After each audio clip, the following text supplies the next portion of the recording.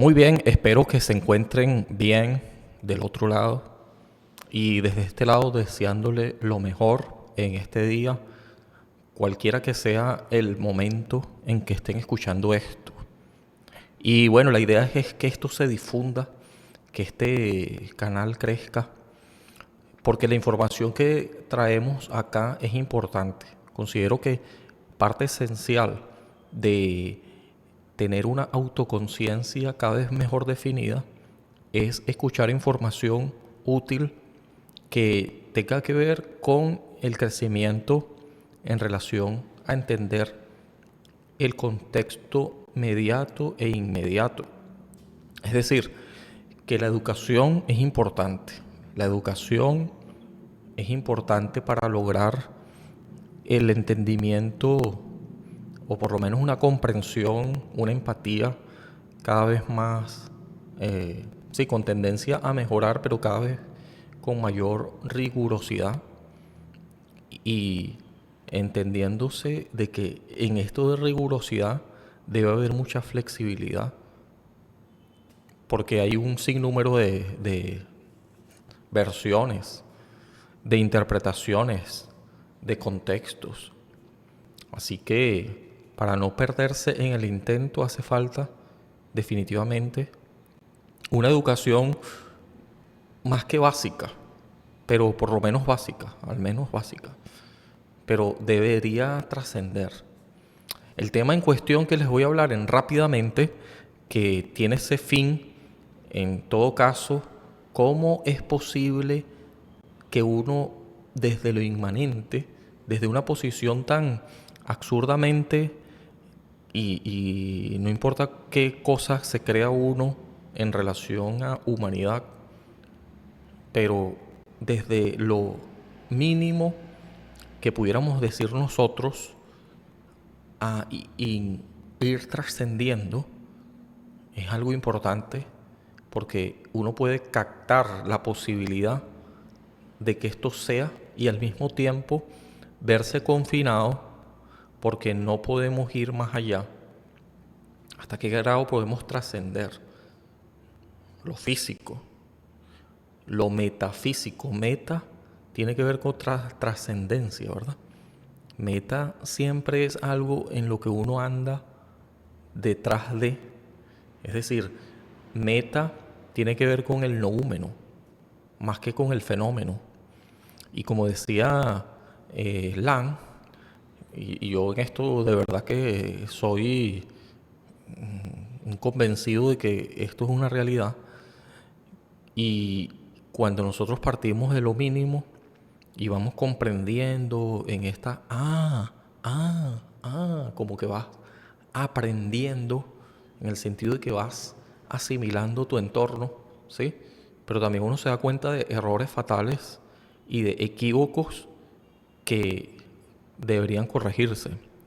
En todo caso, el tema en cuestión por la A, en rápidamente, aunque esta introducción estuvo muy larga, espero que en lo sucesivo ir aclarando muchas cosas y definiendo algunas en esta intención de ir tras el significado con muchos significantes y hallar algo de sentido. No es como un diccionario, esto yo lo he dicho muchas veces, sino más bien es un colorario de temas que se van fundiendo, se van de alguna manera articulando y son este montón de significantes que vienen alrededor de un tópico en cuestión. En este caso, por la A podemos decir dos palabras que están muy relacionadas y al mismo tiempo son divergentes.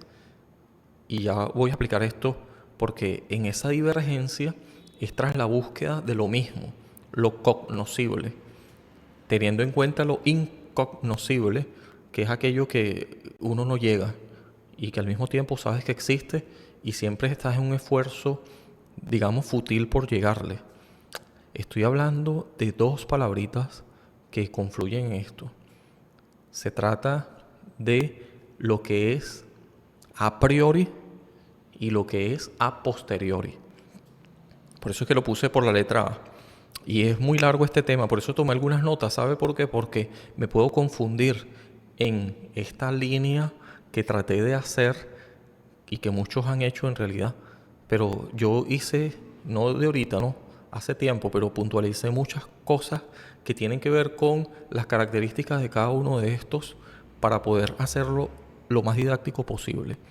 Empezando por nombrar algo que es muy conocido quizás en matemática, pero también en la cultura popular. Lo que existía antes para medir, ¿qué era? ¿Qué cosa es medible? Por ejemplo, medible es una especie de control, ¿sí? Y cuando hablamos de la antigüedad, ¿qué tenía la gente para medir? Quizás tenía una regla, un palo, piedras y cuerdas, ¿no? Entonces uno dice, bueno, ¿cómo hicieron estas estructuras tan grandiosas? Por ejemplo, nosotros vemos las estructuras, infraestructuras, edificios, y la gente se preocupaba mucho por estos cálculos y tenían que hacerlo para poder hacer esas obras de ingeniería. En todo caso, las pirámides, estos edificios grecorromanos, los griegos, y todo este, no sé, vamos a llamarlo así, estas construcciones que eran propiamente obra de una ingeniería. Antes de ser hechas tuvieron que haber sido pensadas, ¿sí? Entonces, en este sentido, con un compás, vamos a llamarlo así, un instrumento que conocemos hoy, pero que supervive desde aquellas épocas, y una regla, teniendo estos como unos instrumentos que nos pudieran permitir hacer estos edificios y estos cálculos para llegar a tales obras de ingeniería, sin lugar a dudas, no están ahí por casualidad, tuvo que haber habido un autor, una mente maestra, alguien que conscientemente pensó la posibilidad de hacer eso y lo llevó a cabo, haciendo cálculos y, bueno, por medio de ensayo y error, seguramente. Ahora, todo esto tiene que ver con el hecho de un problema que yo me voy a remontar aquí a la antigua Grecia, que tiene que ver con el problema de la cuadratura. Y note cómo hacer que un círculo, o en realidad cualquier área, pero vamos a pensar en un círculo. ¿Cómo yo puedo medir este círculo en el sentido de conocer cuál es su área y hacerlo con una regla y con un compás? ¿Será que se puede? ¿Cómo lo hicieron en aquel tiempo? Bueno, se presentó el problema de la cuadratura, que hoy lo llamamos así. En aquel momento, quizás, estoy hablando de la antigua Grecia, y quizás los egipcios también se plantearon este problema aquí. Lo que pasa es que no tenemos registros, y si los existe, no es algo que yo tenga documentado ahora mismo como para explicarlo. En todo caso, yo estoy partiendo de Grecia y otra vez marcando a Occidente como punta de lanza porque es lo que más conocemos. Quizás también porque es lo más difundido y porque es lo que más registros escritos, al menos, se tiene, ¿sí? Se tiene esta data. ¿Cómo hicieron los griegos para hacer la cuadratura? El problema de la cuadratura. Y aquí yo voy a recurrir a algunas notas que tengo. Pero nosotros podemos pensar en algunos griegos como Alquímedes. Puedo pensar en otros como los que tengo aquí, que ya les voy a puntualizar uno que especialmente me llamó la atención y de él viene mucho de esto, ¿no? El método se llamaba en cuestión exhaustión, algo exhaustivo. Cuando nosotros hablamos de algo exhaustivo es agotamiento, ¿sí? Agotar todo lo posible. Aquí yo les voy a dejar una imagen quizás que indica que uno puede cuadrar un círculo. ¿Cómo puedo yo establecer el área del círculo? Bueno, tendría que usar muchos cuadros. Primero el clásico, que es el que conocemos de 4 lados. Después utilizar otras figuras geométricas, que este problema era de los geómetras, justamente. Y lo que ellos plantearon para resolución todavía existe. Métodos matemáticos que siguen teniendo interés. De hecho, hasta 1882 Una vez que se comprobó, se trató de medir el círculo o hacer la cuadratura del círculo, llegamos al número pi, que es un número que Carl Alois Ferdinand von Lindemann, aquí voy a poner este nombre tan difícil, pero es un alemán que en este año 1882, épocas más o menos contemporáneas, en la era moderna, entonces él dijo que pi, y es así como lo conocemos ahora, están los números que son aquellos números que se pudieran llamar trascendentes. Número algebraico, números trascendentes. Y aquí me voy a detener porque resulta que pi es un número trascendente. ¿Y qué es trascendente? Trascendente está en el orden de lo metafísico, ¿sí? Es decir, que escapa de alguna consideración física. Está en el plano de lo noúmeno. Es decir, que por más que saquemos esta cuenta y sacamos y sacamos y sacamos, siempre habrá un número más alto, un decimal que se extiende, pi, hasta el infinito.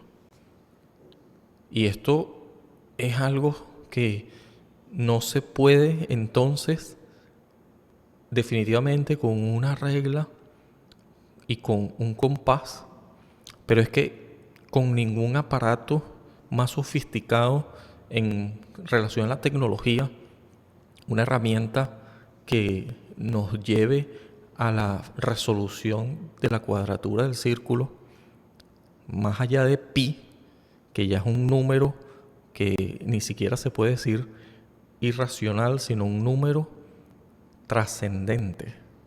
Ni siquiera es un número de los que podemos manejar en el sentido de que los cálculos que se hacen se extienden al infinito, siendo un número no algebraico, sino un número trascendente, usando esta conclusión de Lindemann. Creo que se escribe así, ya le voy a poner el nombre aquí. Ahora, porque yo estoy hablando de todo este problemón desde la época de estos griegos hasta llegar a estas definiciones. Alquímedes, ya dije que era uno de los que expuso el método de exhaustión. Y esto es cansarse. Calcular, calcular, calcular, calcular. Pudieras seguir calculando, no importa qué máquinas uses, no importa qué dispositivo, herramienta, más allá de la regla y el compás. Una supercomputadora. Ahorita se está trabajando, por ejemplo, en la computadora cuántica y quizás esta llegue al final del número pi. Quiero decir que este número deje de ser trascendente y lo conozcamos en su totalidad. Porque justamente hay una palabra aquí alrededor de exhaustivo, que significa, significantes alrededor de ella. Quizás no el significado, no prometo el significado, pero exhaustivo hay otras palabras alrededor de ella. Aquí las anoté y las comparto.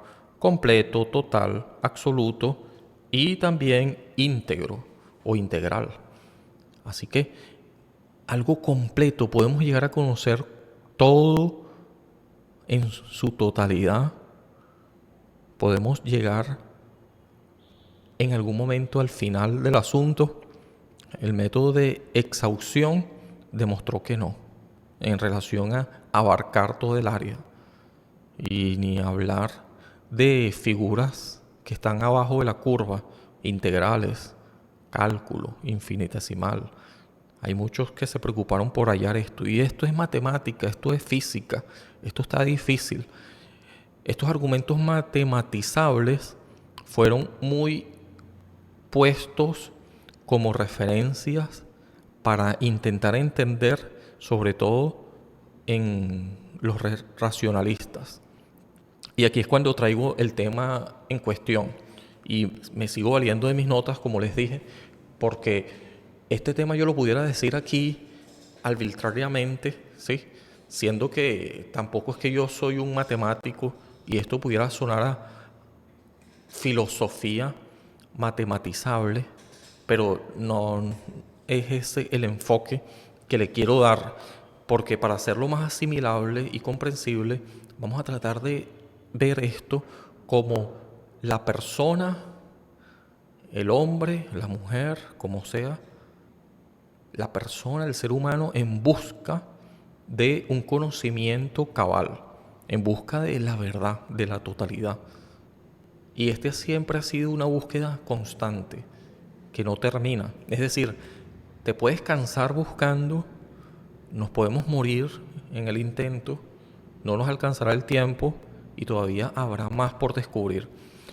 Esto es frustrante, es exhaustivo, es en el sentido de que nada más pensar en ello cansa, ¿sí? Es un intento fútil, es decir, siempre una tendencia hacia sin la posibilidad de alcanzarlo, porque cada vez que está cerca resulta que se aleja. Resulta que lo que terminas dándote cuenta es de lo poco que sabes. Como decía Sócrates, dicen que él dijo eso, ¿no? Yo solo sé que no sé nada, ¿sí? Y esto, aunque parece ser un arrebato de humildad, nada que ver, es la realidad, es lo que pasa de todas formas cuando te frustras. Y esto de frustrar también tiene que ver con la actitud. De pronto no deberías sentirte así, frustrado, sino que más bien sentirte no como incapaz, sino más bien estar consciente de tus límites. Si eres un profesor o si eres un destacado, no sé, en algún área de aprendizaje, en algún área, sea cual sea esta, debes saber de que estas son áreas que se pudieran estudiar al infinito y aún así no entender un todo. ¿Cómo llegar al nivel Dios en esta curva de aprendizaje? Y cuando hablo del nivel Dios ya les voy a decir por qué. Y aquí entro en el tema. A priori. Vamos a hablar de a priori primero. Yo decía que a priori y a posteriori. Pero todo el rato vamos a estar haciendo esta comparación y por eso tengo aquí unas notas que me van a ayudar a no alejarme de esto. ¿Sí? Yo pudiera hablar esto aquí sin ninguna nota posible, pero creo que es necesario para no confundir algunos términos que están de alguna manera en una línea muy delgada entre lo que es uno y lo que es otro. Y aunque parecen antagónicos, inconmensurables o muy distantes en cuanto a que son antónimos, la verdad es que hay mucha sincronía en relación a que son dos formas viables para lo que es cognoscible. Empiezo de una vez. Yo necesariamente tengo que decir de que hay que hablar de la verdad de razón y verdad de hecho. Hay que hablar también de los racionalistas y los empiristas. Hay que hablar también de lo dogmático y lo escéptico. Y que cada uno de estos tienen, de alguna manera, profundas raíces en cuanto a que identifican más a una posición que a otra. Y aún así no son tan despegadas una de otra. Es decir, vamos a primero establecer esta línea de separación y después todas las coincidencias posibles en cuestión de que el cerebro, al fin y al cabo, no distingue biológicamente de qué forma entra el conocimiento. Para el cerebro no discrimina, el cerebro no discrimina en el input cognitivo todos estos procesos. Estos procesos son más bien en cuanto a una conciencia, un metalenguaje, algo que nosotros podemos ya definir porque se piensa detenidamente en esto, que son procesos que surgen de manera espontánea y que cuando uno los esquematiza o los lleva a sí, vamos a llamar eso, es como como un esquema mental. Es como más bien un modelo, sí, un modelo. Uno los lleva a modelos que nos permiten hacer uso de esta metáfora para una autoconciencia de cómo es el proceso enseñanza-aprendizaje. Pero el cerebro, como les digo, no discrimina tal cosa, no hace ninguna diferencia en cuanto a input cognitivo o forma de entrada del conocimiento, o sea cual sea este. No estamos diciendo que sea verdadero o falso. No estoy diciendo que sea uno mejor que otro. No estoy hablando de que una metodología esté siendo de alguna forma la que está apoderándose y que es la preponderante. Pudiera llegar a serlo hasta cierto grado y se alterna con otro método. Todos los métodos son viables.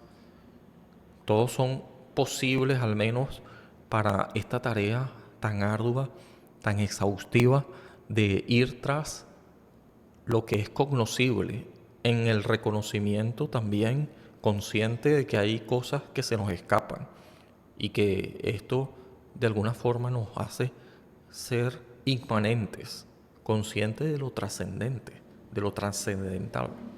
¿Sí? Como pi. Pi es trascendental. Siempre podemos agregarle a sus decimales. Es un número que, como ya les decía, no tiene un fin. Y esto pues vuela la cabeza porque nosotros estamos más acostumbrados a lo que está en forma inmediata, no lo mediato, y mucho menos lo infinito. Ya esto es algo trascendente. El conocimiento es así, lo que podemos aprender a priori resulta verdad de razón y tiene que ver con las ciencias formales. Aquí estamos haciendo la comparación.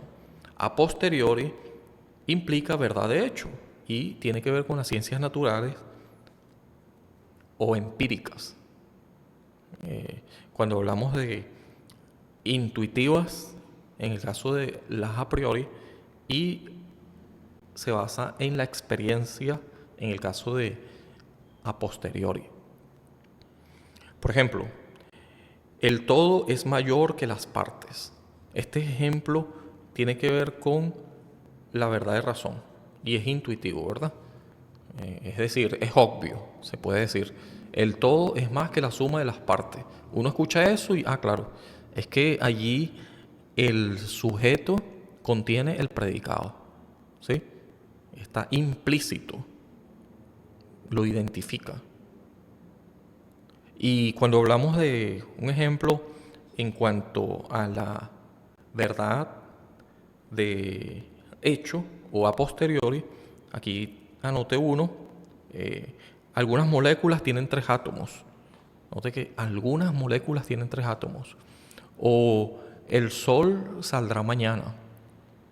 Estos ejemplos que nos indican de que no está contenida en el sujeto el predicado. Y ya les voy a explicar esto bien para que se entienda. Una verdad es probable en cuanto al sol saldrá mañana y uno dice, bueno, ¿por qué es probable? Porque nosotros nos basamos en este hecho y lo damos por sentado, por repeticiones continuas. Pero ¿qué tal si pasara un fenómeno y el sol, tal como lo concebimos, que es el que sale, aunque bueno, tal cosa no existe, es la Tierra la que da vueltas alrededor del Sol y no el Sol alrededor de la Tierra? Esto es una verdad súper conocida que se da por sentado en cuanto a que tenemos un reconocimiento de lo heliocéntrico y no de lo geocéntrico. Ya esto está superado. Pero digamos que el Sol, por alguna razón, tuviese un apagón, un fenómeno, dejaríamos de existir y nos damos cuenta luego, ya que esta estrella está tan distante, que su luz nos seguiría llegando porque está anticipada a nuestros ojos. y no me voy a meter con esto a fondo, pero lo que quiero decir es que cualquier cosa por repetitiva, frecuente y por costumbre que nosotros tengamos consolidada como conocimiento, pudiera cambiar. En tal sentido, esto siempre es probable. Estamos hablando de las verdades de hecho que son a posteriori. Es decir, a posteriori. Yo tendría que ver esto y cuántas veces exactamente las tendría que ver para que sean de manera positiva y no falseables, porque se pueden falsear. El falsacionismo de Karl Popper pudiera caber en esto, para identificar que es una cuestión científica, si se quiere, o para refutarla. Y que si se puede refutar, entonces siempre quedará en el terreno de la probabilidad. Son verdades probables y no absolutas. En cambio, las verdades a priori se asumen absolutas, son dogmáticas. Entonces, siendo que las a posteriori son probables, son escépticas. Hay un relativismo allí. Este relativismo lleva a pensar en que puede ser de otra manera. Entonces, si pueden ser de otra manera, son contingentes. Contingentes son a posteriori. Es decir, que pudieran en un momento dado, una vez que el fenómeno sea visual, en cualquiera de los sentidos se pueda percibir, y cuántas veces lo vamos a percibir, y en qué sentido en cuanto a perspectivismo, en cuanto a lo relativo que es en función a cómo lo percibes tú, cómo lo percibo yo, cuál es el punto de vista de cada uno dependiendo de la posición, el enfoque que le sea posible experimentar tal cosa. En ese sentido es el escepticismo no solo sobre la cosa en sí, es decir, el objeto de estudio, sino también de nuestra interpretación en relación a este objeto de estudio. En todo caso, estamos captando la esencia tal cual, es decir, de la cosa en sí o de la cosa para sí. Es decir, este concepto o esta fijación que yo termino poniendo es siempre provisional. Y es mejor entenderlo así. ¿Por qué? Porque en el campo de lo a posteriori, es decir, de la verdad de hecho, estoy cayendo en el plano de lo experimental. ¿Cuántos experimentos tengo que hacer yo? Es decir, todos los gansos son blancos o los cisnes, ¿sí? Entonces, este fenómeno, ¿cuántas veces lo tengo que observar yo? ¿Qué pasa si hay una anomalía? Entonces se cae todo mi proyecto, que en todo caso terminaría ese edificio, esa estructura sobre la cual yo monté mi investigación o sobre la cual yo terminé consolidando una teoría. Todo este paradigma se termina derrumbando ante la aparición de algo que sea una anomalía que venga a contradecir todo el sistema y lo tenga que replantear.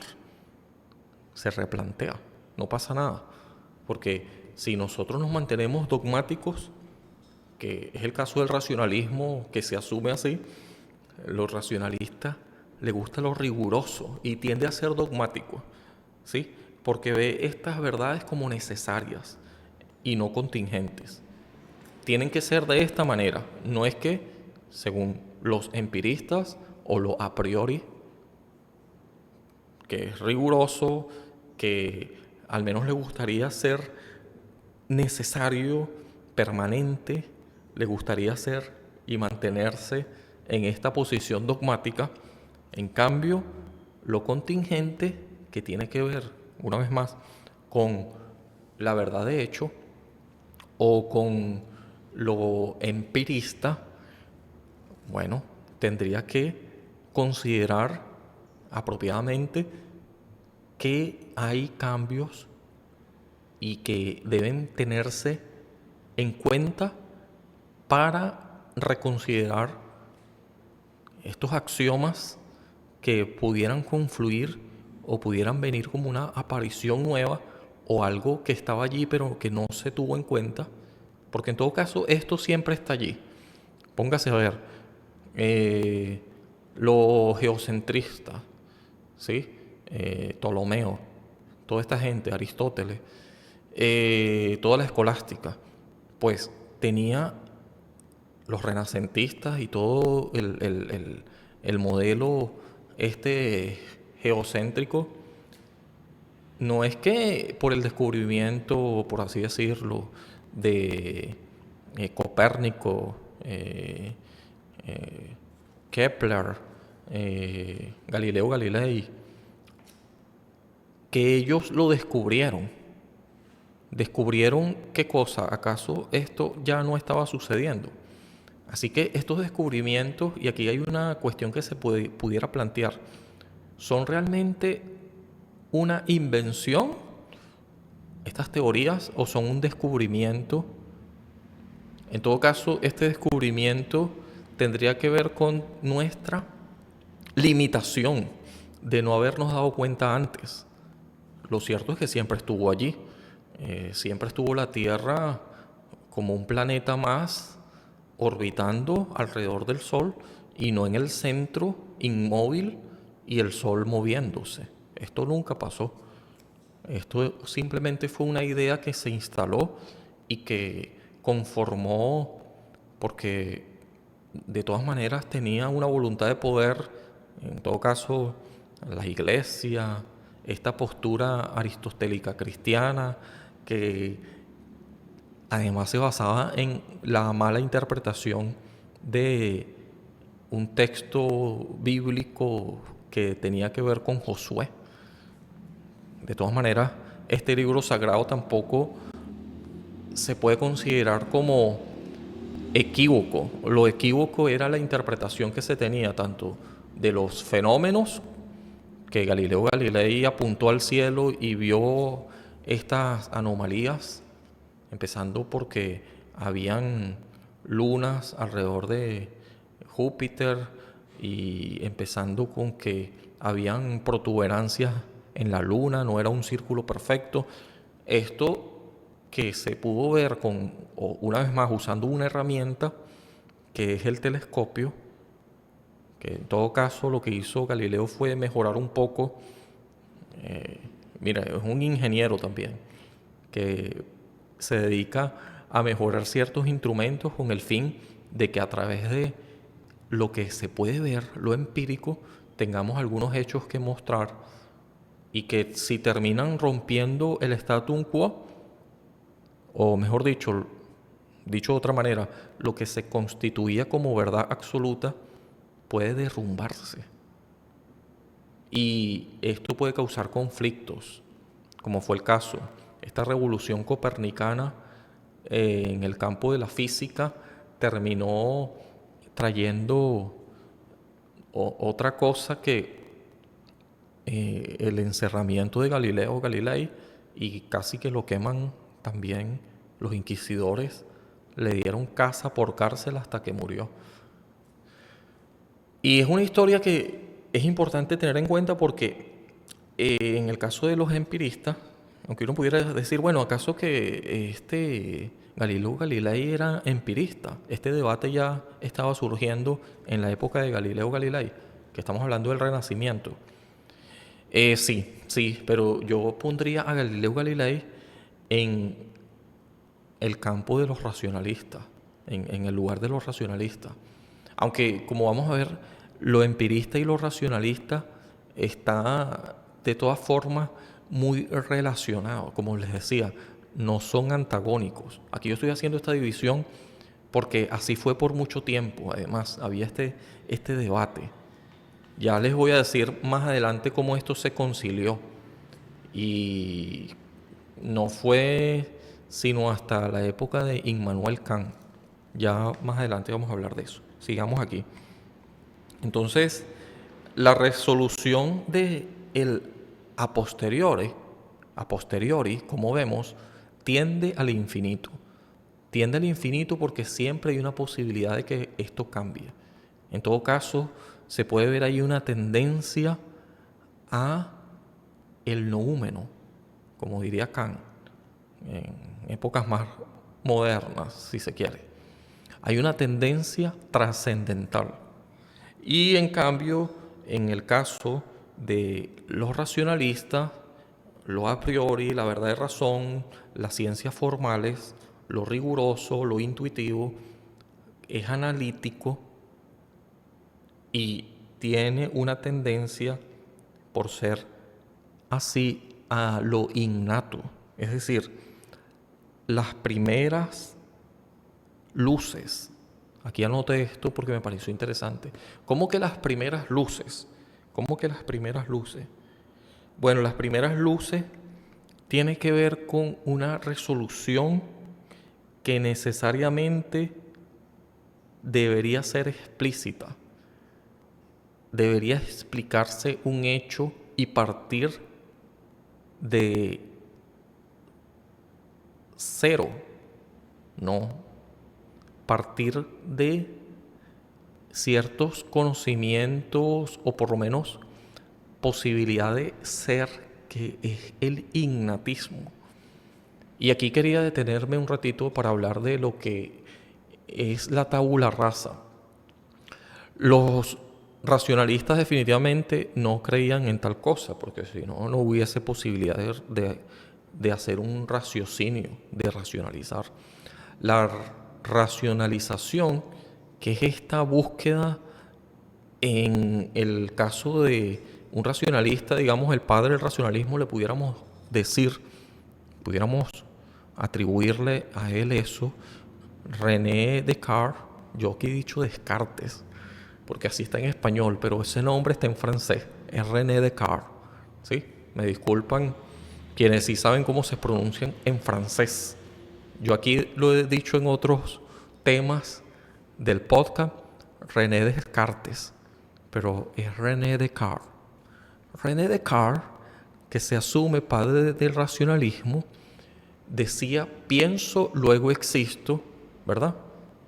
Entonces, esta cuestión nos lleva a pensar en que el ser humano per se tiene la posibilidad de racionalizar, de pensar, de ser el constructor de su propio método. O sea, tiene estas ideas innatas que se pueden ir, por supuesto, sofisticando. No es una tabula rasa. Leibniz, también conocido racionalista, no creía en esta tabula rasa. En todo caso, para él era como una piedra caliza. ¿Y qué es una piedra caliza? Una piedra caliza puedes ir moldeando. Y esto cuadra mucho con lo que conocemos hoy, gracias a la neurociencia, pero que ya lo intuíamos así, que el cerebro es moldeable, es plástico. Usando esta metáfora, ¿no? También es neuroplasticidad. La neuroplasticidad ya sabemos que, y mire que nos falta muchísimo por saber del cerebro, ¿no?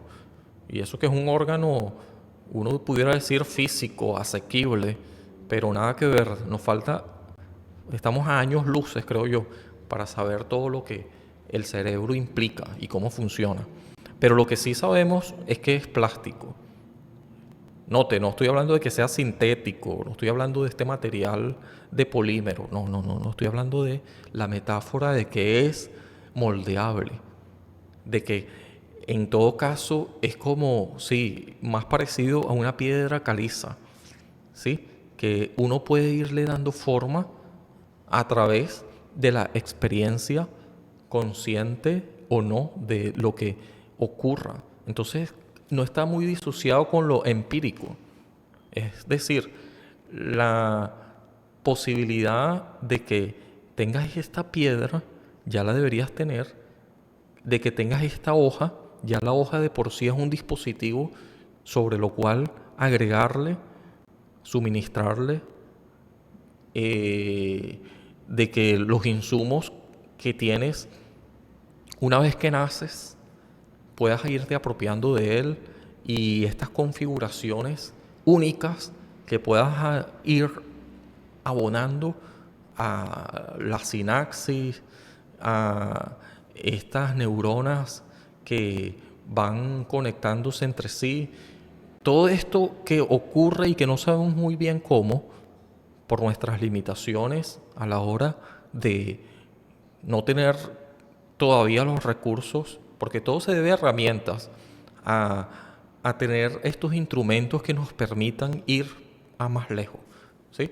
Vimos ya el caso de que con una regla y con un compás, llámese palo, piedra y cuerda, pudieron tratar al menos de ir tras la cuadratura del círculo. Es decir, de ir y descubrir el número pi, imagínense.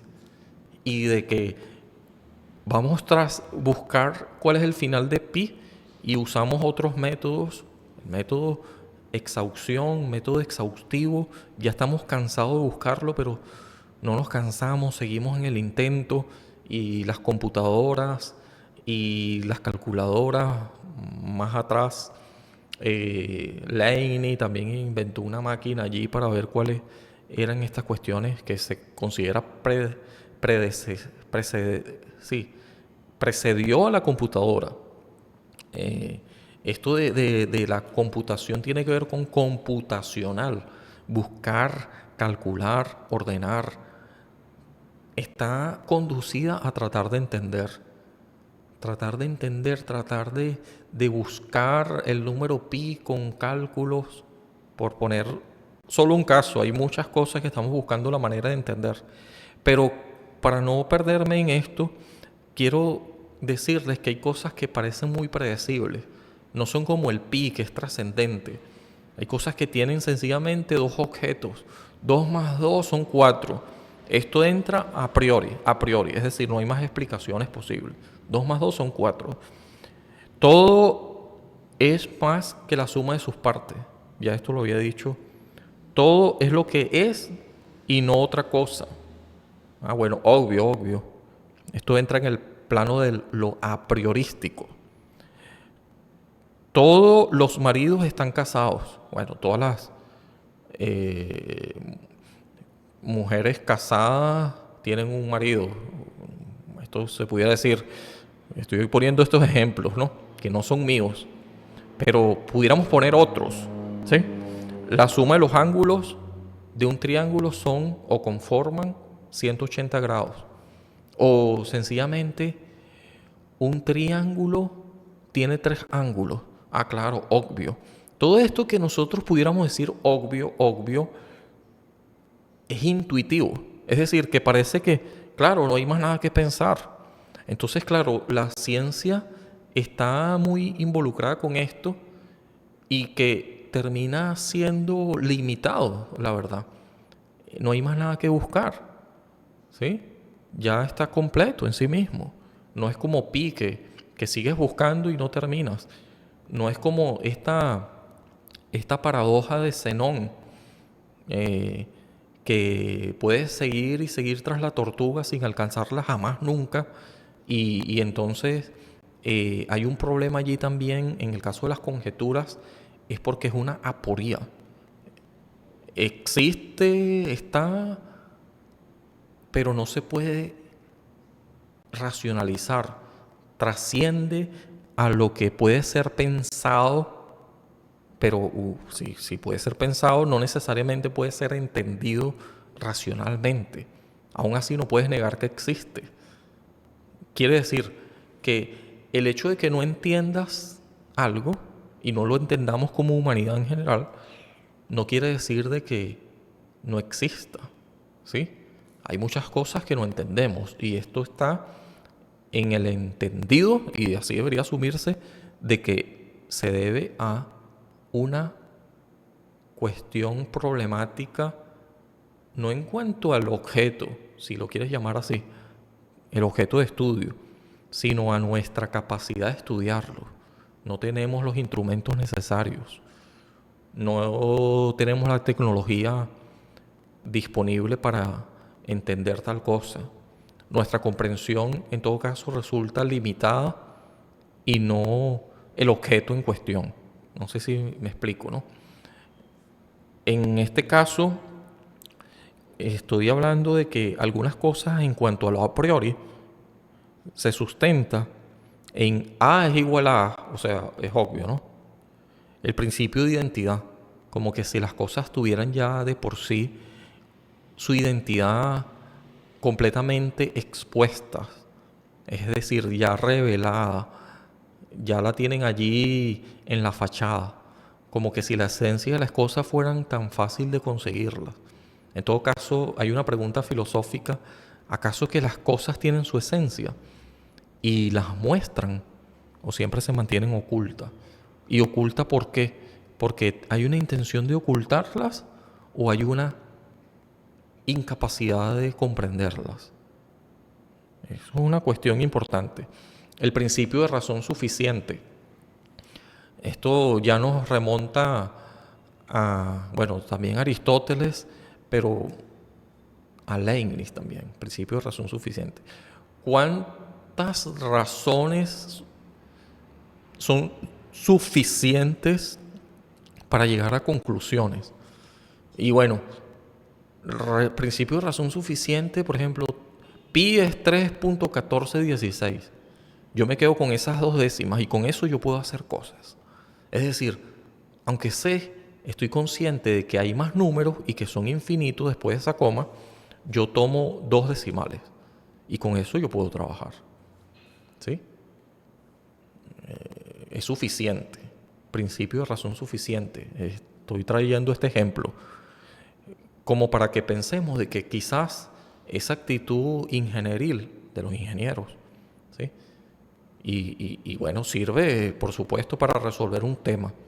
Este margen de error no nos va a limitar a tal punto de que nos vamos a quedar allí buscando cuál es la finalidad, ¿sí? Esta actitud teológica y, y no vamos a conseguir las cosas nunca porque vamos a estar reflexionando en lo que nos falta y no estamos trabajando con lo que tenemos, ¿sí? Vamos a trabajar con lo que tenemos, conscientes de que nos falta, pero esto nos sirve para avanzar.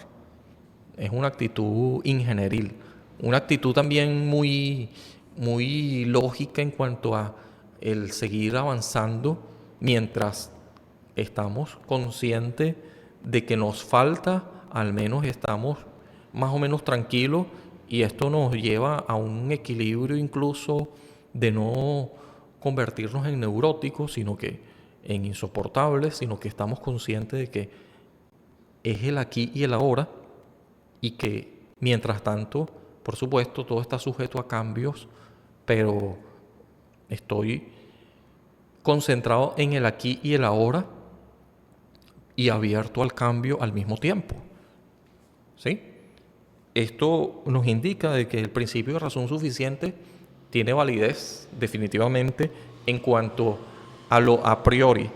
Lo a priori puede llegar a conocerse por medio del análisis del sujeto. Ya les decía, ¿cuántas veces tendríamos que ver una cosa sucesivamente para entender de que es una tendencia? ¿Cómo podemos conocer el 100%? Siempre puedo conocer y sin llegar al 100%, sin llegar a 1, sin llegar a 0. Siempre hay una tendencia a ir un acto potencial, virtual. Lo virtual es lo que es potencial pero no se hace presente.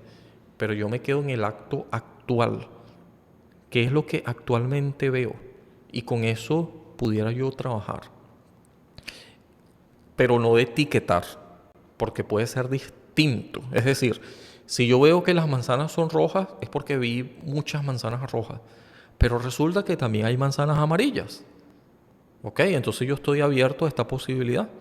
Y dígame si consigo una rosa que sea negra. No, imposible. Ya va, puede ser posible. Si más adelante se descubre y se comprueba. De todas maneras quedaría en el plano especulativo hasta que no se encuentre, ¿verdad? Pero al menos no soy dogmático y sé que hay una posibilidad de ser siempre latente, palpable. aunque no palpable, quiero decir, siempre latente. Lo palpable resultaría en lo escéptico, ¿no? El escéptico siempre, bueno, dame las pruebas, ¿dónde están las pruebas? La ciencia va de eso también. Ajá, ¿y las pruebas? Eso es puro mito, eso. Y aquí hay una diferencia también entre lo que es el mito y el logos. El logos siempre anda queriendo pruebas. Es verdad, el diálogo siempre es importante en el logos. Logos también, yo lo dije hace poco, cuando pasamos del mito al logos. Pero el logos siempre quiere lo racional. En lo racional está implicado, ok, ¿cuáles son? Dame razones, dame razones. Dame materia para yo ver si lo que estás diciendo es verdad. Y en este sentido cae en el plano de lo escéptico también, ¿sí? Es decir, ahí hay una confluencia entre, claro, lo dogmatismo dice estas son las razones y lo escéptico dice, para ver las razones. No, esas razones no me bastan. ¿eh? No, estas son las razones y fijo mi posición como un dogmático. Y resulta que el escéptico no se conforma con una sola razón. En todo caso, esa razón quedaría provisional y no definitoria. Provisional en el sentido de que, ok, este es lo último que tenemos, vamos a parar aquí, vamos a trabajar con esto, esta es nuestra cosmovisión, pero es que se puede derrumbar. Puede salir un cisne negro, una rosa negra, una manzana amarilla, ¿sí? En todo caso, tendría que seguir investigando y aún sin tener una investigación en proceso, quizás ya yo cerré el laboratorio y di por sentado las pruebas y lo escribí como una ley, como una teoría, hasta que sale un nuevo elemento y este tambalea todo el sistema. Yo pudiera estar en una lucha a muerte para fijar y, y tener mi status quo bien consolidado ante estas amenazas que yo veo como unos monstruos que están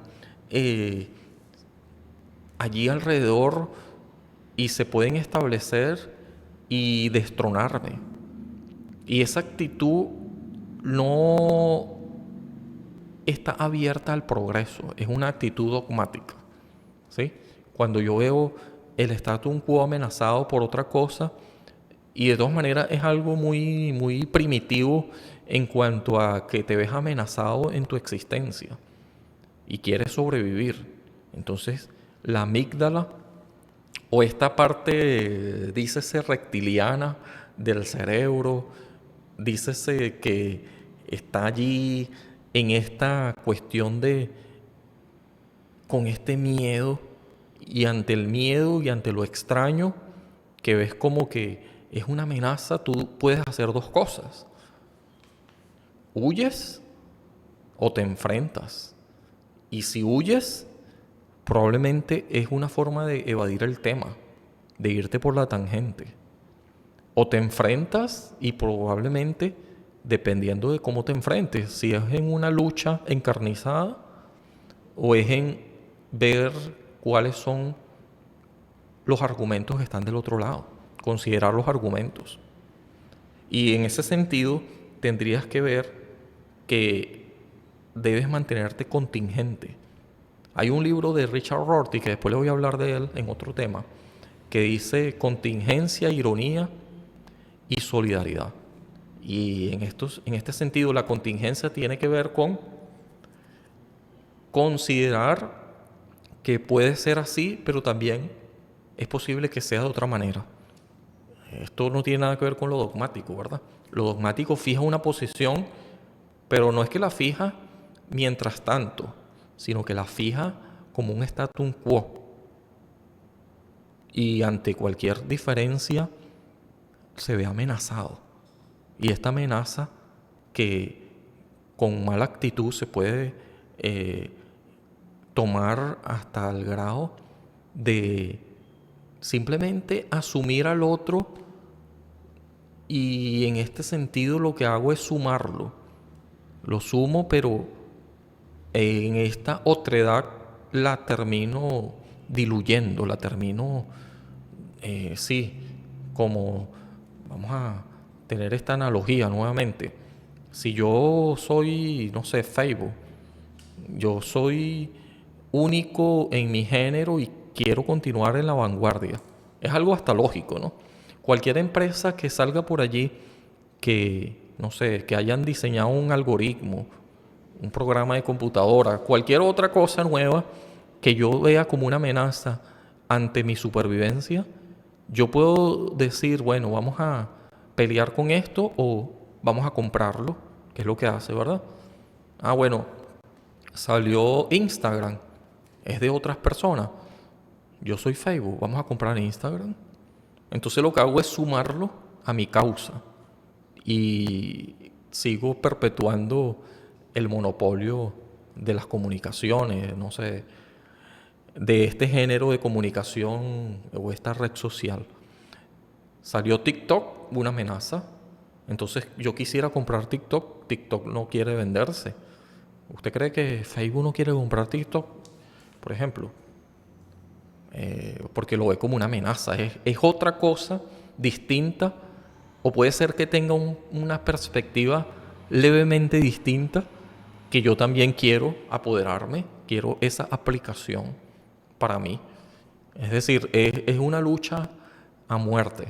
Es tal cual la dialéctica del amo y el esclavo hegeliana. Pero no tiene por qué ser así, también puede ser más bien en esta otra forma de ver las cosas, no como, no como esta cuestión de poder siempre en persecución mía y volverme paranoico, sino ver alteridad. Alteridad es que pueden convivir, son inconmensurables pero pueden convivir. Puedo considerar a la otredad y sin desconocerla, que ésta siga siendo otra cosa alternativa posible y no el monopolio de las cosas que siempre resulta en autoritarismo, la monarquía, sin caer tampoco en esta cuestión de anarquía, que no teniendo argumentos igual quieren imponer cierta razón. Y bueno, habría que ver bien si estos argumentos existen y qué consenso tienen, hasta qué grado puedo llegar a ampliar el acuerdo, como decía Rorty también. En este caso, ser solidario, en el sentido de que trato de empatizar con el otro, en ver cuáles son, hasta qué punto hay una racionalidad compartida y siempre hay una razón de ser en un contexto que funciona. Y quizás el principio de caridad termine ayudando a eso, a tener empatía, no como una especie de romanticismo, sino como una verdad existente, al menos una realidad que, aunque distinta, es la que existe del otro lado, ¿sí? En todo caso, la cuestión de la doxa termina siendo opinión que está del lado de lo que es a posteriori, ¿sí? Es una opinión más, es un juego del lenguaje más, diría Wittgenstein, ¿sí? En todo caso es opinión, es doxa, y no episteme, aunque es agregar a la episteme. Es el principio de razón suficiente, dice que, bueno, ¿hasta qué grado van a ser suficientes las razones o los argumentos? Y cuando hablamos de un ente o de una mónada, como decía Leine, de una persona que es el sujeto, ¿sí? Hablando de persona, trayendo esto en algo muy, en un arquetipo muy humano, ¿no? Muy antropocéntrico. Pero, ¿qué característica tiene esta persona? ¿Hasta qué grado yo debo conocer al sujeto? César pasó el Rubicón, por ejemplo. César pasó el Rubicón. Esto es un hecho histórico. César cruzó el Rubicón y bueno, ganó una batalla por allá y esto definió el curso de la historia. Estoy hablando de César, César Augusto creo que era. En todo caso, cualquier César de estos que haya sido, porque César es un título de los romanos, del mandamás. Pero esta gente, no solamente, muchos de ellos no solamente estaban en su palacio, en el trono, sino que se iban con su caballo y iban al frente de la guerra, como Alejandro Magno, por ejemplo. Pero César cruzó el Rubicón. Esto es un hecho histórico. Cruzó esa brecha y del otro lado, que no voy a especificar tal cosa, simplemente es un ejemplo. César es un sujeto. Cruzar el Rubicón es el predicado. Entonces, yo tendría que, a posteriori, es decir, después que ocurrió el hecho, y efectivamente, históricamente, César cruzó el Rubicón para llegar a tal afirmación. ¿Sí? Es decir, allí hay una preposición, una proposición que precede al hecho de que cruzó el Rubicón, pertenece a César. Pertenece a César porque es un predicado que está en el caso de César porque hizo tal cosa. Pero uno se pregunta, ¿acaso que si César no hubiese cruzado el Rubicón, hubiese dejado de ser César? ¿Acaso el predicado condiciona al sujeto? Y la verdad es que no, ¿sí? Lo voy a poner en estos términos. Usted fue al banco a las 10 de la mañana a retirar un dinero. Ok, yo puedo decir tal afirmación y es muy coherente y quizás comprobarlo como un hecho empírico, ¿no? Pero estoy consciente y debo saber de que si usted no hubiese hecho eso, es decir, si no hubiese ido al banco a las 10 de la mañana a sacar un dinero, que es el predicado, usted igual sigue siendo usted. El sujeto no está modificado por el predicado, ¿sí? ¿Y por qué traes esto a colación? Porque resulta que el principio de no contradicción implica de que no se puede ser una cosa y otra al mismo tiempo, ¿no? Principio de no contradicción. No puedo decir, yo fui al banco y al mismo tiempo decir, pero no fui al banco. Estoy hablando, bueno, no fui al banco consolidado. Y al mismo tiempo decir que sí fui. O sea, no puedo negar y afirmar al mismo tiempo sobre un sujeto y sobre una misma cosa. ¿Sí? Yo pudiera afirmar de un sujeto algo, sobre algo específico, y sobre otra cosa específica negarlo. Por ejemplo, yo soy un hombre, pero no soy abogado. ¿Sí? No todos los hombres son abogados. Y no por eso puedo decir de que en el conjunto de los hombres, ¿verdad? Que es un conjunto mucho más amplio, abogado es un conjunto más restringido, específico. ¿Sí? Entonces, el principio de identidad y el principio de no contradicción tiene que ver con eso. César no está identificado por el predicado. Puede seguir siendo un sujeto tal cual, César, sin necesidad de haber cruzado el Rubicón. Y esto entra en el plano de lo a posteriori. Solamente después que yo hago algo, eso, dependiendo de la cantidad de veces que lo haga, por supuesto, ya tendría que ver con una tendencia, pero el hecho histórico de haberlo hecho una vez ya me pudiera acreditar eso. Si no hubiese pasado tal cosa, yo no lo pudiera predecir. Yo tendría que primero contactar este hecho histórico para después hablar de que este se le atribuye a cierto personaje que es el sujeto César. ¿Sí? Entonces, estas verdades se consideran meramente verdades formales. En el caso de las a priori son una tautología, ya que el lenguaje encuentra su significado, su significación a través de la semiótica y la gramática. ¿Sí? En tal sentido ha perdido su sentido metafísico. Cuando hablamos de las verdades a priori, son estas que entran en el plano, yo lo explicaba hace poco, ¿no? En este plano de lo que se pudiera considerar una verdad que está muy incluida, es tan obvia, está implícita totalmente en el sujeto, en el caso del triángulo, o el todo es más que la suma de sus partes.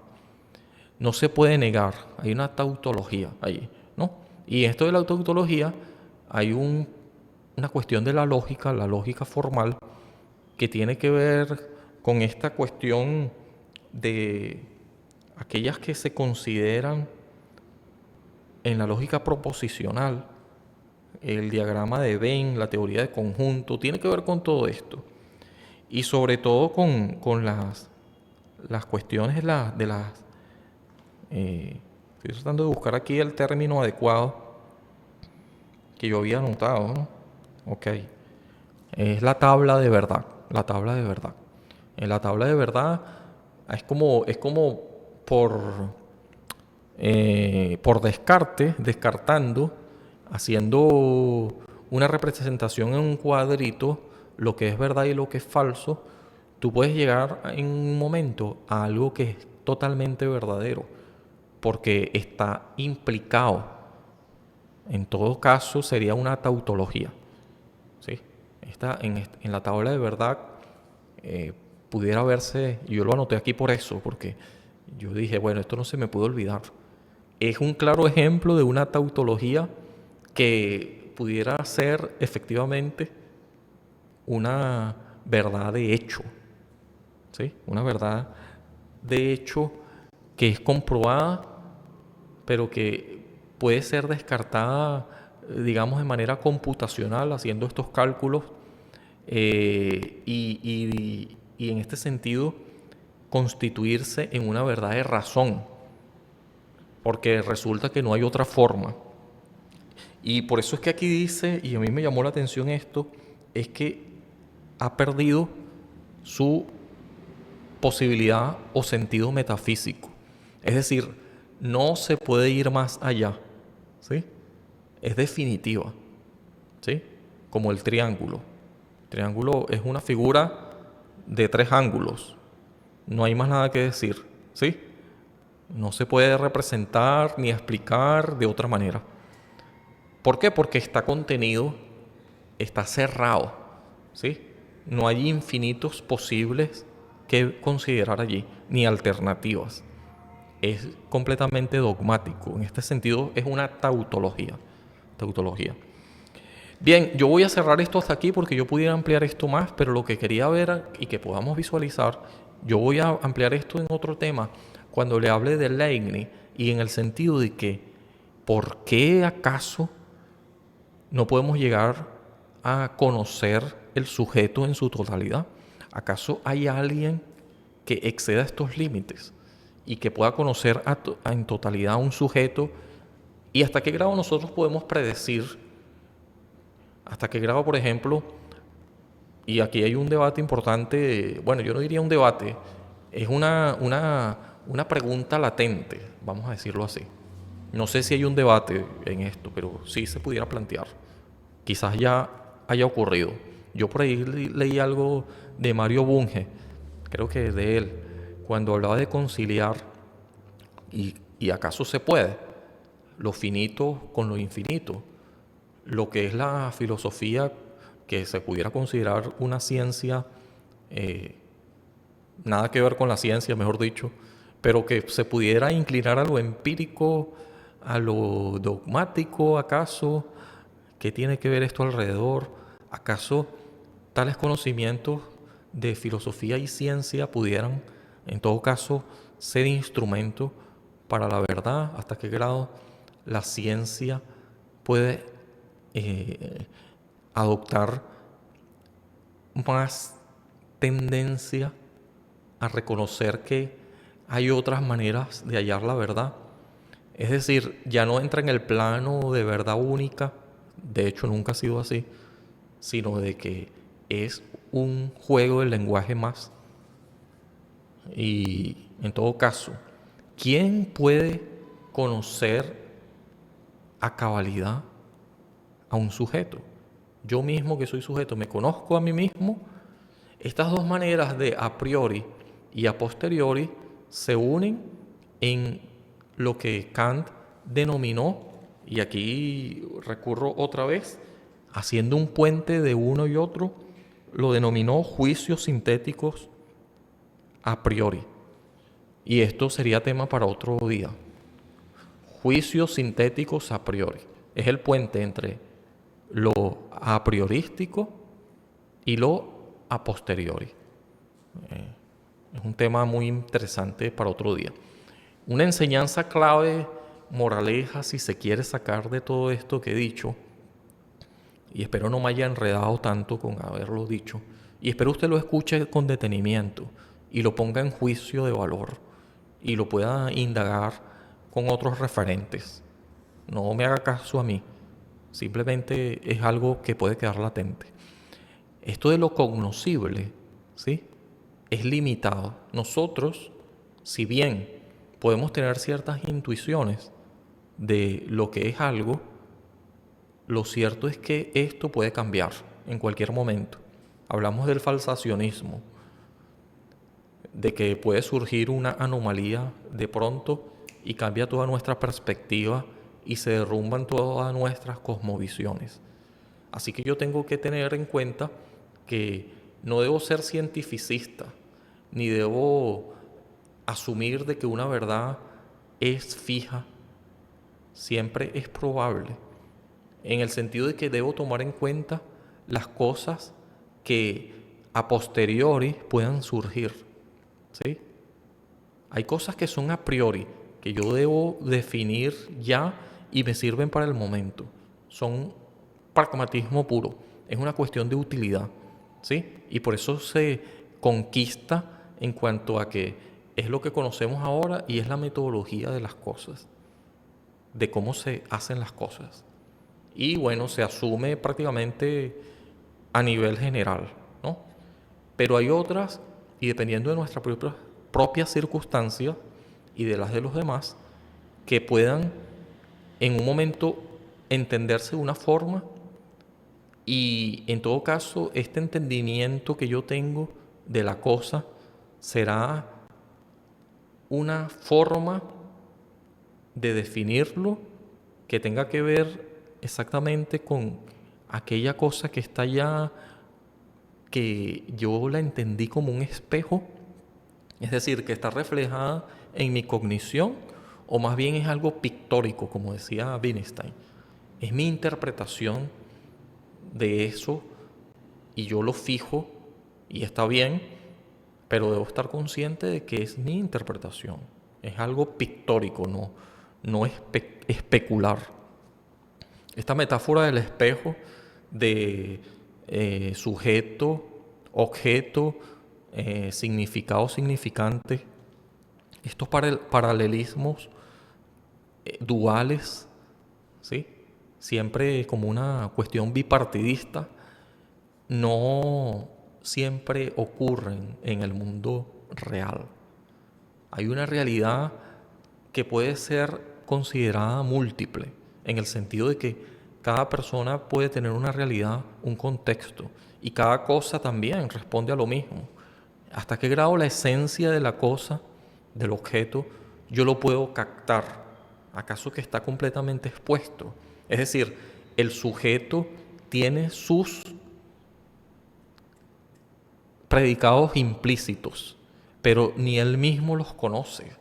Entonces, ¿cómo es que yo voy a conocer todo si los predicados de un sujeto? ¿Yo puedo predecirlos acaso? ¿Acaso yo mismo, que soy un sujeto, yo conozco mis predicados por venir?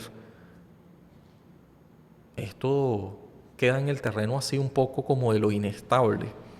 de lo que uno pudiera decir que siempre es algo así como probabilístico, ¿sí? Siempre probable, siempre latente, pero no completamente definido, ¿sí?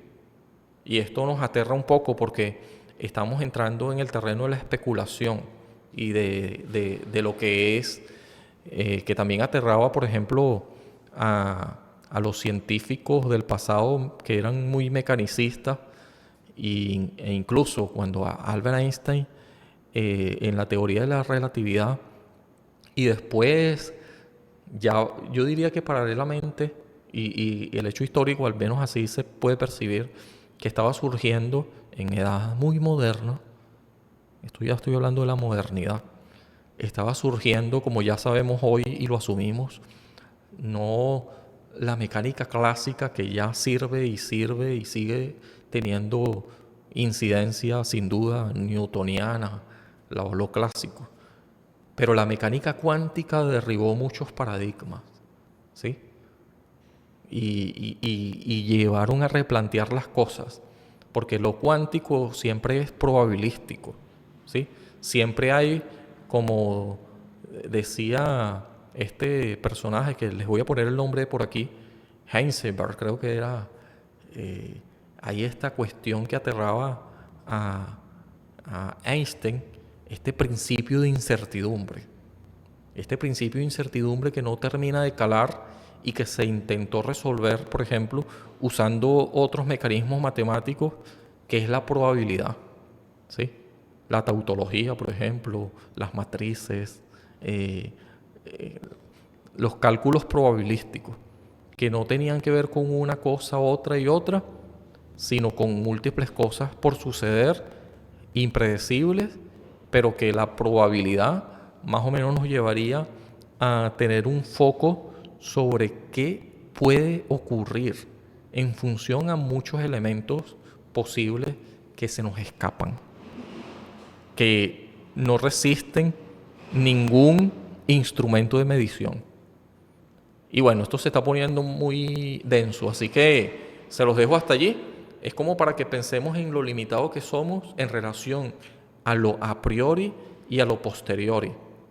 Pero que nuestro pensamiento, eso sí, nos pueden indicar cuándo pensar despacio y cuándo pensar rápido, ¿sí? Y en esto de la heurística, ¿cuál es a la cuestión de la economía? ¿Cuál es nuestra forma de responder ante lo inmediato, sin perder de vista lo inmediato o las perspectivas de lo que ni siquiera conocemos, de lo que se nos escapa, ni hablar de lo que ni siquiera sabemos que no sabemos? Así que termino con esta frase de que se le atribuye a este personaje de la mayéutica, que por cierto la mayéutica está diciendo algo así como que el conocimiento lo tienes dentro, así que hay que parir el conocimiento, ¿sí? Sócrates decía, al menos se dice que él dijo nuevamente, yo solo sé que no sé nada. Y con esa visión y con ese concepto, pero de verdad, que permee mi forma de actuar y de ver las cosas, yo no me estoy considerando un completo ignorante, pero tampoco un completo sapiente. Muy bien, esto es todo, que estén bien, muy largo, ¿verdad? Para hacer rápidamente, muy largo, pero espero lo puedan escuchar y lo puedan compartir y me puedan decir sí, lo que piensan de esto, ¿sí? En los comentarios. Se aprecia mucho, sobre todo que esto se difunda, de verdad. Que estén bien, chao, chao, hasta luego.